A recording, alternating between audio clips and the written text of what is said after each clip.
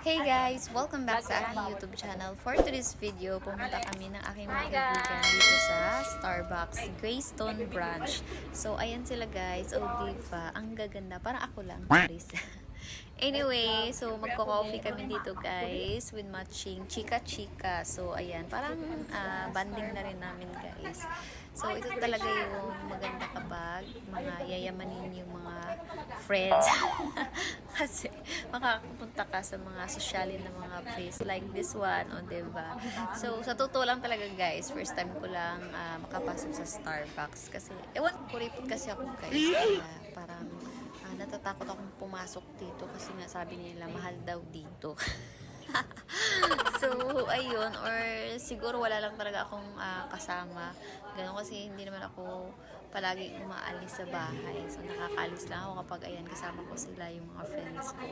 Kapag ako lang mag-isa, hindi ako nakakagala-gala. So, anyway guys, ito pala yung food dito sa Starbucks. So, medyo pricey nga siya guys, pero kaya rin naman kung gustuhin mo talaga. And ayan, i-tour ko muna kayo dito sa loob ng Greystone Branch Congressional Ave. So, ayan, malapit lang to sa amin guys.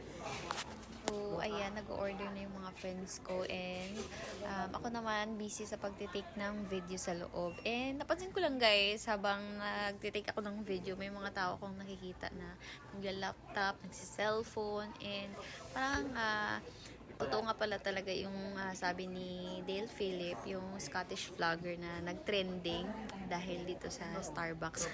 na nainis siya kasi nga ginagawang opisina daw ng mga tao yung Starbucks.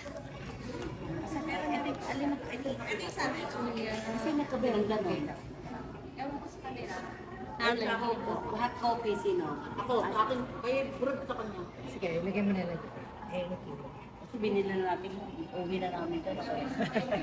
No, yes. Ay, kapito. Ito pa naman kasi matabaho. Ano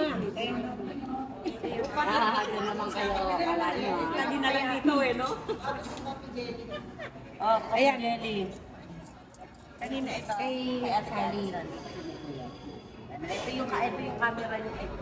Hi! Hi kayo sa aking vlog. This is a coffee. Yes! Di ba? Nangagaw. Ito yung order ko guys. Triple mocha cappuccino. Ayun, ano sa'yo? Ice coffee. And donut. Di sarap. Thank you. Nilagyan na yung kapulitan.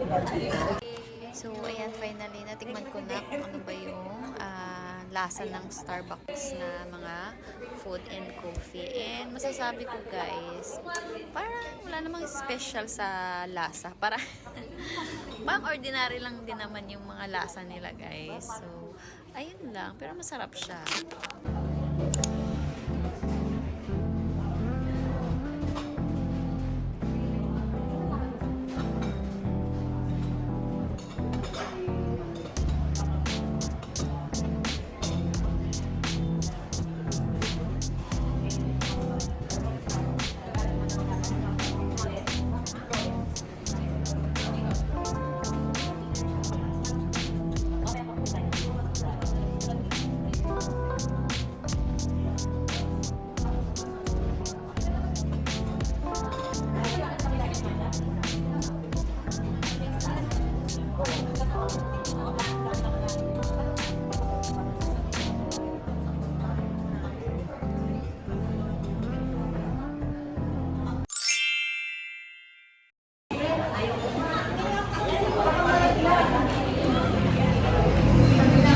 Labas na kami.